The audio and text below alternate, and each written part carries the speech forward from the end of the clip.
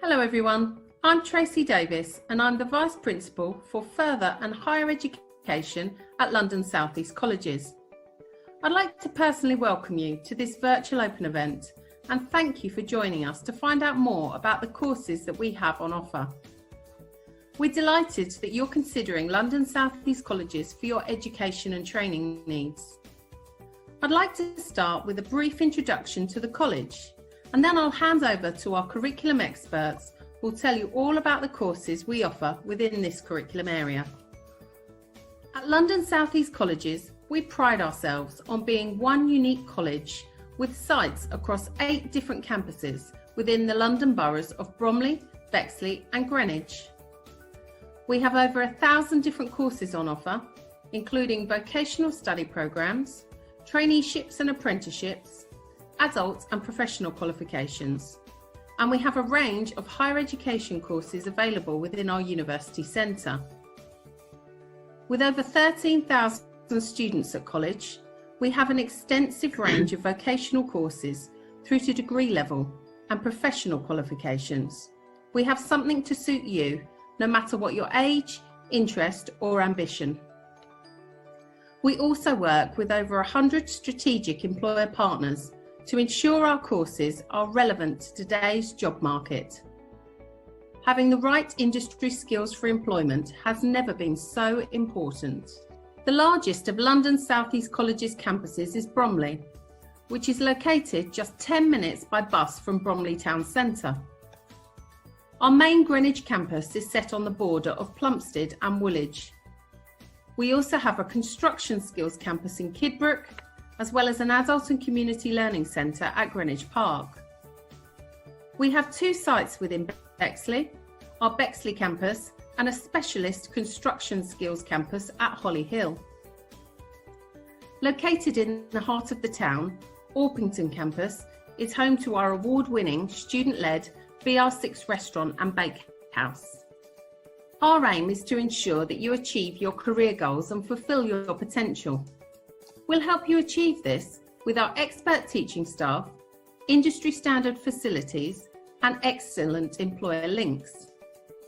Recognised for delivering high quality teaching and learning, and with success rates above the national average, we achieved an Ofsted rating of good with outstanding features in 2019. In the spring of 2017, we were given a QAA rating of confidence for our higher education provision. We have also been awarded the TEF Silver Mark of Excellence for high quality teaching and learning. Studying at London South East Colleges will give you far more than just a qualification. We'll provide you with the crucial skills required by employers and universities to give you that all-important competitive edge and make sure that you are the one that stands out from the crowd. Your career really does start here. So that's it from me. I hope that gives you a flavour of what your learning experience may be if you choose to study with us at London South East Colleges. It's now time to hear from our curriculum experts. Thank you. Wow, what a brilliant insight into some of the facilities and some of the courses to offer as well. So today we're joined by the curriculum team leader for London South East Colleges, Paula Yates, and their early years team leader, Manju Kula. We also have got Tina Churchill and Alison as well, who will be joining in for the Q&A. Paula, Manju, good afternoon. It's so good to have you here today. Thank you. Thank you. Thank you for joining us for this first live event for the Health and Social Care and the Early Years Department. Health and Social Care and Early Years can give you a pathway to a variety of careers, whether that's primary school teaching, nursing, social work, youth work, care assistants, or early years practitioner. The list is endless. When you enrol on a course at London South East College, there are several components to the study programme. The main qualification is going to be your chosen sector, whether that's health and social care or early years. You will also be enrolled in maths and English, whether that's functional skills or GCSE. Excuse me. Every week we will have a tutorial. Sometimes it will be one-to-one for you to actually build a relationship with your tutor, talk about your concerns, what's going well, what you need a bit of some support and help from. And a huge part of your qualification is going to be your work experience, where you take the theory from the classroom and apply it in practical situations. Every week you're going to be given an e-learning task where you're expected to work independently, to research, provide some thoughts on a current issue. And this is really important for you to develop independent academic writing skills. This work will be handed in every week, so don't miss the deadlines for it. I'm going to hand over to Mandu to talk about the specifics of our courses. Hello. Once you start with us, you probably want to know what requirements you need to achieve for your GCSEs to be able to start on our courses. So the level 1 program that we have in health and social care and early years, you do not need any formal GCSEs. You would have an assessment in English and maths. It's an online assessment that you would do on the day when you come to enroll with us. On the level 2 program, you need to have 4 GCSEs, grade 3 and above, including English language and maths at a 3 and above. Or you could do a functional skills level 1 in English and maths. For the level 3 program, you need to have 5 GCSEs at 4 and above, with English language at level 4. If you don't have this qualification, we will get you to do an online test for English to see what level you're at, or you can have a functional skills level 2 to get onto our level 3 program. You could also have a level 2 in a related subject. Can I just say, in addition to the courses that Manju has spoken about, at Plumstead we have 2 courses that are specifically aimed at adult learners. So that's learners that are aged 19 and above. And they are a level 1 certificate in healthcare, early years and young people's settings, and a level 2 City and Guilds technical certificate in health and social care. Both courses will help you progress into employment or an apprenticeship, and the level 2 course can help you progress onto access to higher education, whether that's social work or nursing. Thank you. Thank you, Paula. Just to remind you that when you join us, and if you don't have a level 4 or a grade 4 in your English and maths, you would need to attend English and maths lessons with us. You would, if you have a 3, then you would be doing GCSE English and maths. If it's lower than a 3, you would be doing functional skills English and maths. That is part of the program, and it's mandatory that you attend English and maths lessons. You would be doing 3 hours per week for English and maths, and it's an important part of your course. Over to you, Paula. Thank you. Oops. There we go. Around the college, and particularly in your classroom, you will see posters that say the 3 R's. They are an integral part of college life, and they're the heart of our behaviour strategy. The 3 R's stand for ready, responsible and respectful. So we ask you to be ready to learn, ready to participate, ready to succeed. We ask you to be responsible. That's responsible for your actions, for your behaviour, and responsible for everything that will help you achieve. Setting an alarm in the morning, getting on an earlier bus, getting to class on time, and being respectful. That's self-explanatory, but be respectful to each other, to your tutors, and to everybody within the college. As well as the 3 R's, we do really focus on your attendance. Your attendance is your key to success. You have to be in every class, every day that you're in college in order to gain the best from the qualifications. So that's your vocational, your English and your maths. The attendance is so important. We want you to succeed, so we need you to aim for 100%. So if you come to our Bromley campus, we have a dress code. For students who are on the health and social care course, we have a uniform that is purple in color, and it's only for the upper body. So it's a jumper and a sweatshirt and t-shirts. The early years have a navy blue uniform, and again, it's only the upper body. You can wear anything that you like for the lower body that's comfortable, that will help you, move around freely, especially when you go to placement. The uniforms cost £90, and there is a payment arrangement that can be made where within the first 3 months, the uniform has to be paid for in full. Around the campus, whether you're in Bexley or Greenwich or in Bromley, we have a policy of no hats and no hoodies.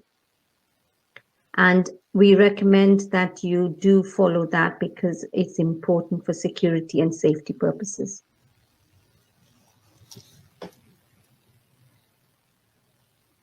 As part of your health and social care early years program, you would have to attend placement. It varies from 100 hours to 350 hours over the year. Our placement officers will arrange your placement, and we would try as much as possible to make sure it is within a mile to a mile and a half of your home. In order to enroll on a health and social care early years program, you need to carry out a DBS, which you would do when you start with us in September. You need to have a clean DBS to go into this field of health and social care early years. The benefits of working in health and social care early years sector is that you get hands-on experience. Whatever you learn in the classroom, you're able to go and put it into practice. Most of our students say that it is the most enjoyable part of the course, and it also gives them the opportunity to learn employability skills like being on time, taking responsibility for their actions. And for many of our students, when they finish placement, their employers really have enjoyed having them and training them, and it gives them the opportunity to get their first job. So work experience is a really important part of the course. Support and guidance. Within the college, there is a wealth of support for every aspect of student life, and the first port of call will always be your course tutor. You will develop a really strong relationship with them. You're seeing them most days that you're in college, and they'll always be the first person that you go to if you've got any concerns or any worries. Be assured that they will always signpost you to the right people within the college. So that could be our student services that will help you with issues such as bursary, travel, childcare costs, free school meals. We have a fantastic LRC team who will help you with research tasks, referencing, and aspects of academic writing. We've got the additional learning support team that will always help, especially if there's been a referral from somebody in the curriculum team. But if you're joining the college with an educational healthcare plan, you will receive one-to-one support from the additional learning support team. Your tutors will be assessing every time you're in class. So if they're seeing something that you're struggling with, they will have a chat with you, see if everything's okay. Also, if you've had special arrangements for exams when you're in secondary school, like you've had additional time or a reader, make sure we know about that, because we will put that in place for you to continue when you're doing your vocational course. So thank you very much for listening to what we've had to say today. We will answer, I saw the questions popping up, we will answer as many of those as we possibly can. The only thing left for you to do now is to go online and apply for the course that you're interested in. Thank you so much for listening, and we really look forward to seeing you in September.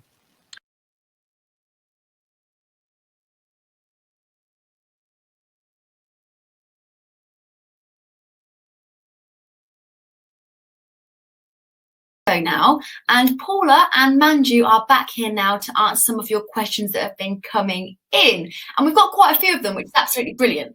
So let's start here. Just wondering how enrolment is going to work this year. Who wants to take that one? Sorry, we missed the beginning part of that. Oh, question. sorry. We're just going to go on to the Q&A. Okay. So someone's asked a question saying, I'm just wondering how enrolment is going to work this year.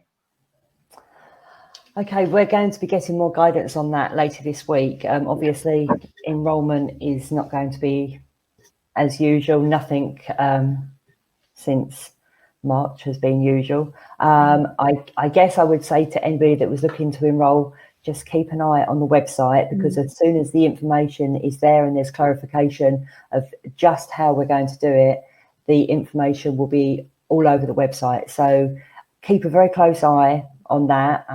I know a lot of you have been in contact with the student services. As soon as we have got a definitive plan, it will be there and we'll share it with you. Yeah, but it's probably important to reassure people who are watching that you will try and make it as comfortable and as normal as Absolutely.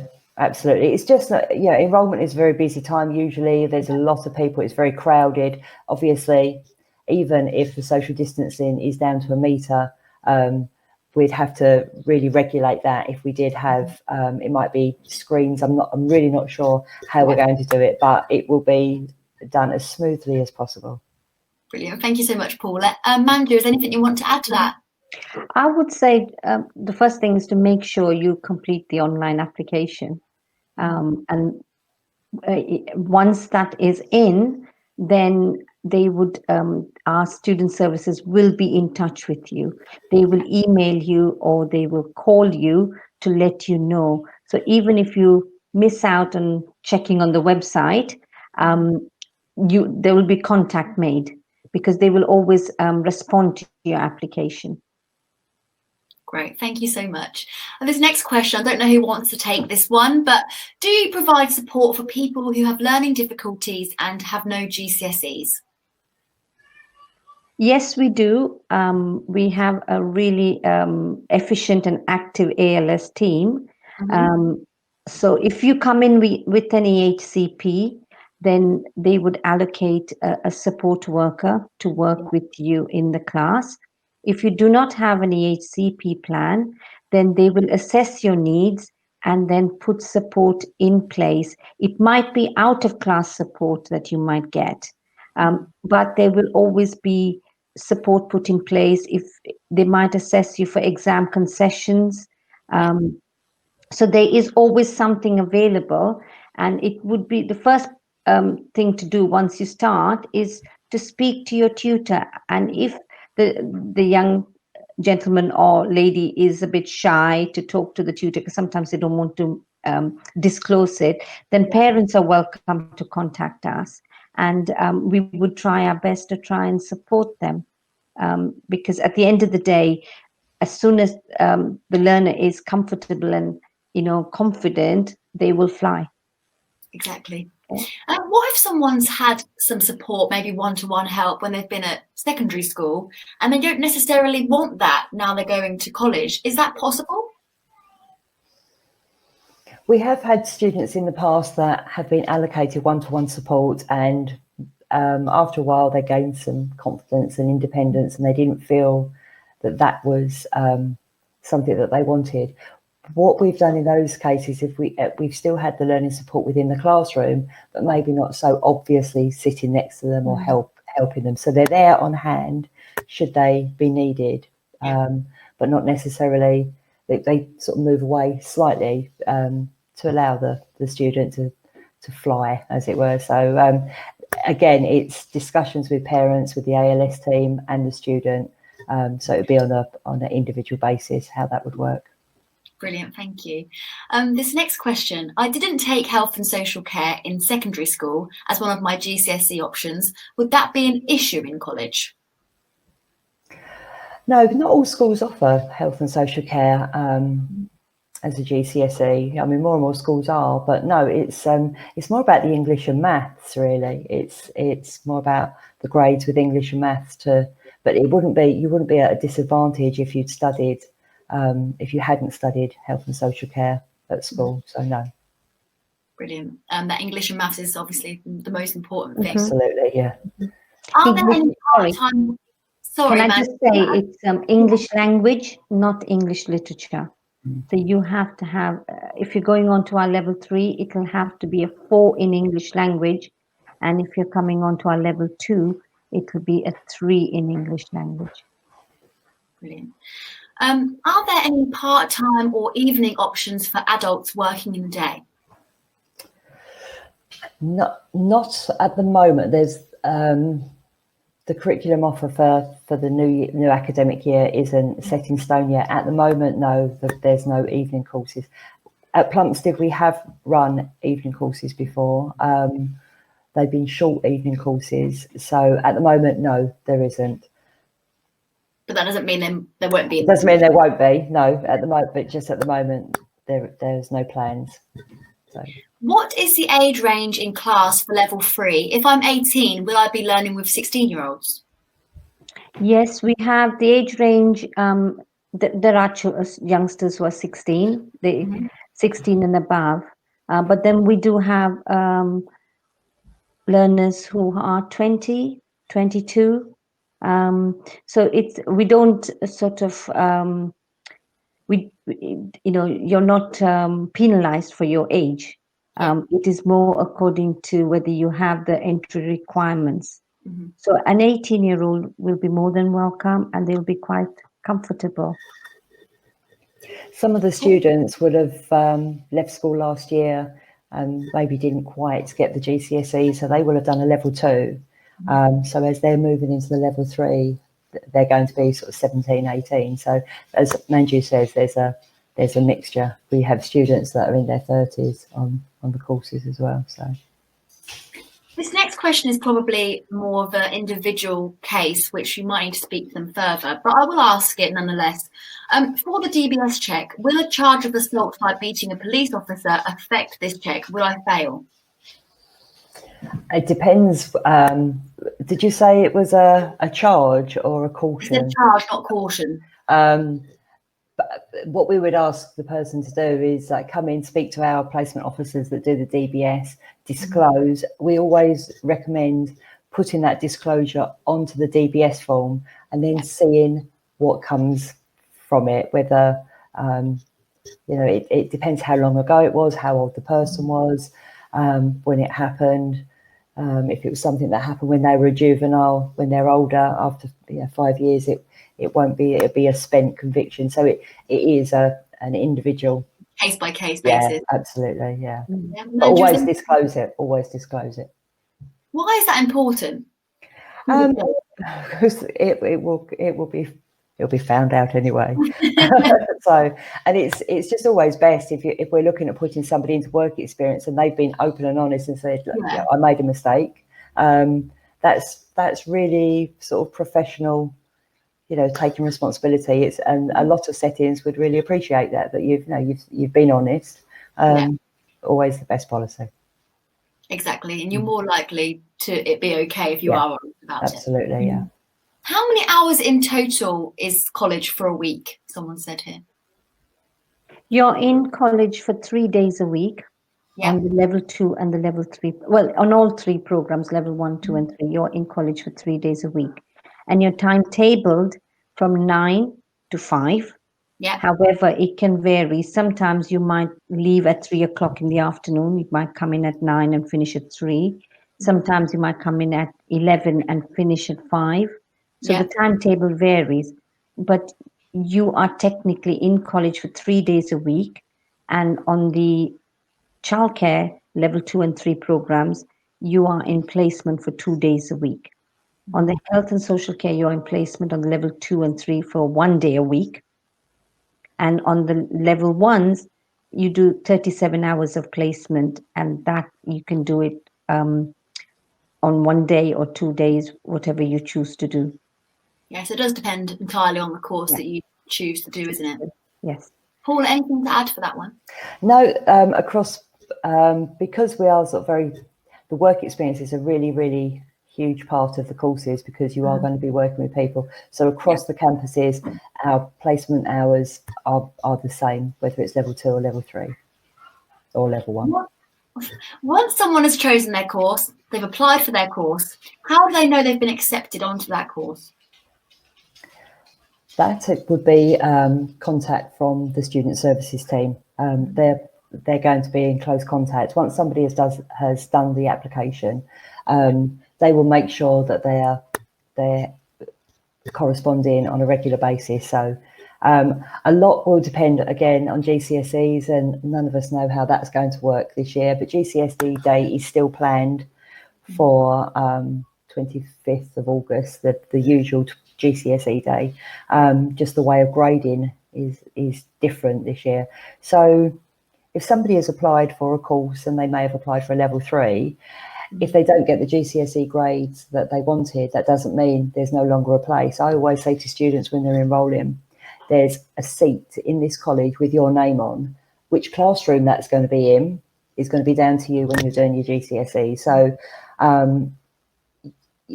the student services team will be in constant contact with you, and then as soon as the GCSEs come in, you can then say, right, I'm ready for, I can definitely join that course now. So don't worry, it's different, but it will be fine. I really like that analogy that there's a seat for everyone. I like Yeah, but we don't know where though. So. If I wanted to become a teaching assistant working with children who have a learning difficulty, would this course help me? I think that it depends on the person's age as well. If they're over 19, they can do a teaching assistance course that we offer at Bromley. If they're under 19, then they could do the level 2, and then they would need to do the level 3 course to go on to being a teaching assistant. So it would depend on their age, it would depend on their grades. Okay, but it is possible that it would help. Yeah. Yeah. Someone said here that I have my own DBS. With the update, would I need to pay for a new one?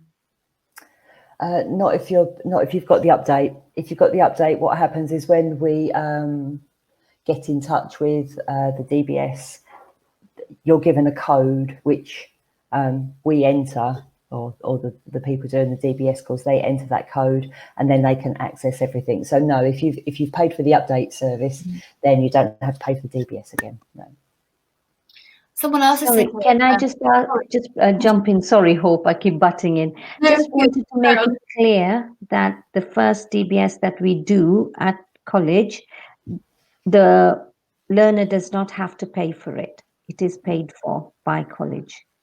I think when we did the presentation, we didn't make that clear. Okay, that's great. Someone said, I have a 2-year-old baby. Can I have a childcare assistant? Whilst doing the course. Right, okay. This is more of a question for student services, really, but I know that childcare costs, there's depending on circumstances, there are childcare costs that are paid. Yeah. It's X amount of hours. It depends. Again, I don't think it's necessarily means tested, but it's on an individual basis. So that is it's definitely a conversation to have with the student services.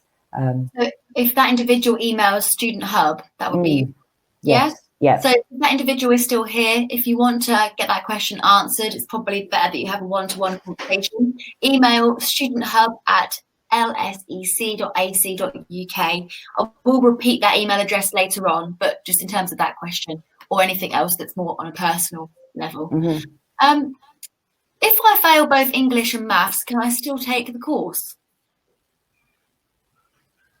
It depends on what level they would like to take. Of course, they can take the course. If they have not passed their English and maths, but have other GCSEs, perhaps we would recommend that they do the level 1 course, and then they would be attending English and maths classes as well. And then the following year, they could progress onto a level 2 or a level 3. So the answer is yes. you can come irrespective of whether you meet the entry requirements or not. There's always a course. You may not get on the Health and Social Care Early Years program, but there's always another course that you can get on, and then the following year come and join us once you've got the entry requirements. Yeah, you can build those blocks up, can't you? Yeah. Paul, anything to add to that one? No, that sums it up beautifully. Cool. Where and when do I get my uniform from, and where do I find the price out? Okay, the price is £90. Mm-hmm. Okay. We order the uniform for you. So what happens is on enrollment, we have sample uniforms available. Yeah. You can try them on for size, and then you complete the form and you give it to us, and then we order it for you. So, parents and learners do not have to worry about the ordering side of things. We take all that burden off them, and we do that for them. Oh, that's really good. To be a nurse, do I need to pick health and social care? I would. Yes, definitely. If you're going into any form of nursing, then I would definitely do that. The only I have had some students that have done a level 2 in childcare and then gone on to do health and social care level 3 with a view to go to university, because it gives them an insight if they want to be a midwife or paediatric nurse. So it gives them a good sort of solid background about childcare. So if it's general nursing, adult nursing, midwifery, yeah, health and social care is probably the better option. Yeah. Manju, anything to add to that? No, I think that's fine. It's just that in health and social care, you have a unit relating to anatomy and physiology, which would come in very useful when they go into nursing. We don't have that in childcare, so the best pathway would be health and social care. This next question, I mean, this might be difficult to answer because of the current situation. But typically, how many spaces are there on each course? What we tend to do is when we're enrolling, the way it usually works is we fill a class and then we start filling a second class. So it could be, you could have, say if it's a level 3 that's got 25 students, and there might be an A group and a B group. So you could have 50 students. It is about just how many people are getting the GCSEs. So I would say we usually have about 25 per class, so we may have 2 cohorts per level. Yeah. Manju, anything to add to that? Perfect. Paul has answered it. Thank you. Do 2 vocational courses. I'm wondering if I can do the British Sign Language together with the level 3 HSE. Oh, that would be a lot of work. That would, but I'm not saying not to do, but I don't know whether you'd have the time to study both. The British Sign Language is learning another language, and to do the health and social care, which is at level 3, it's the equivalent of 3 A levels. There's nothing to say you couldn't do it. Mm-hmm. We don't offer British Sign Language as specialist organisations for that. Yeah. There's nothing to say that you couldn't do it, but it would be a lot of work. It would be, very hard work. Okay, we'll go for one more question that I think is really relevant to what we're talking about today. And then any other questions that we haven't answered, or if you think of any after this talk today, I will be giving you an email address that you can contact. So we'll go for this one. I have studied ESOL course level 1. What would you look for in entry requirements? I haven't done any maths. It would be English.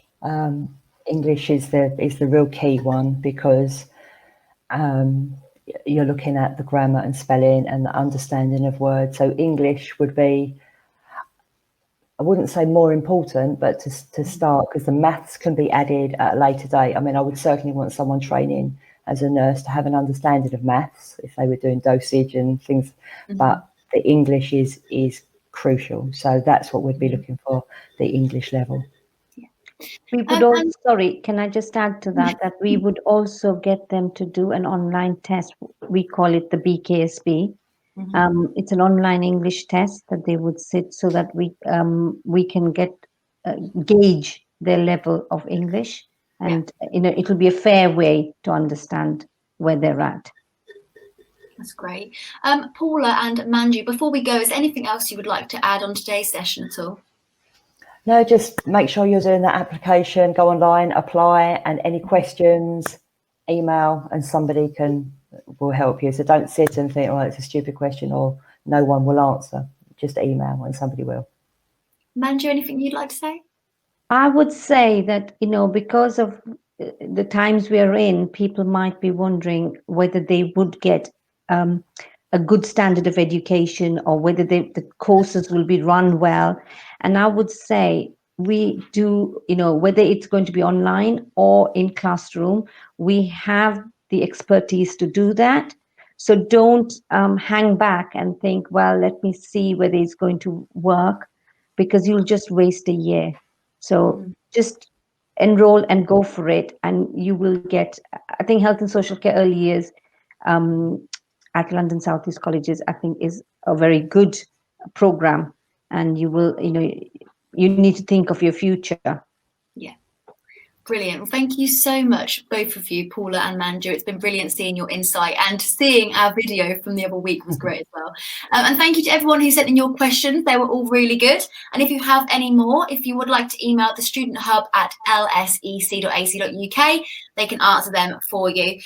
We hope this talk has inspired you to study with London South East College. If you are ready to apply, you can do so online by visiting www.lsec.ac.uk.